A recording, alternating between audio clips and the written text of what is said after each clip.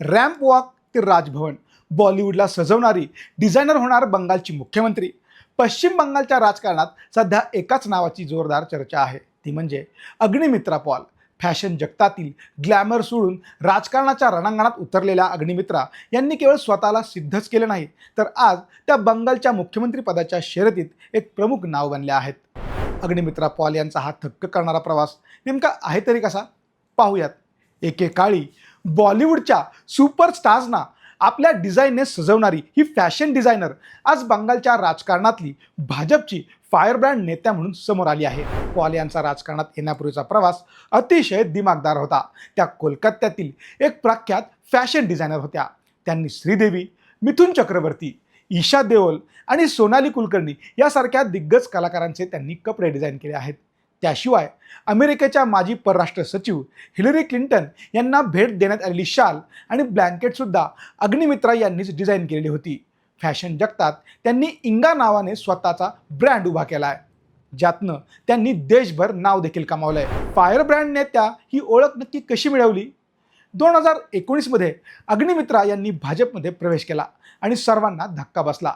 Glamorous दुनियेतनं आलेल्या अग्निमित्रा राजकारणाच्या धकाधकीत टिकतील का, असा प्रश्न विचारला जाऊ लागला. पण त्यांनी आपल्या कर्तृत्वानं सर्वांची तोंड बंद केली.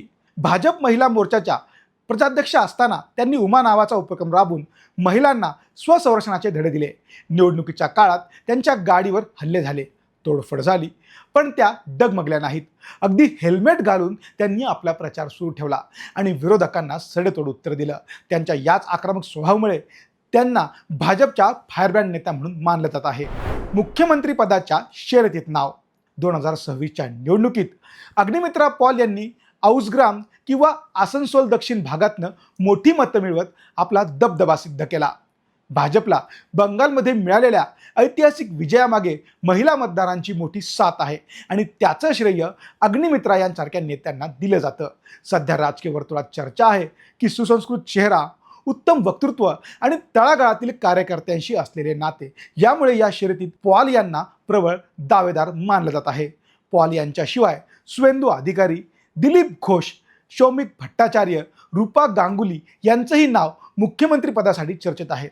मी कपडे डिझाईन करायचे सोडून आता बंगालचं नशीब डिझाईन करायला आले आहे, असे नेहमी म्हणणाऱ्या आणि एकेकाळी रॅम्पवर मॉडेलला चालवणाऱ्या पॉल राजभवनावर मुख्यमंत्री म्हणून शपथ घेणार का, याकडे आता सर्वांच्या नजर लागल्या आहेत.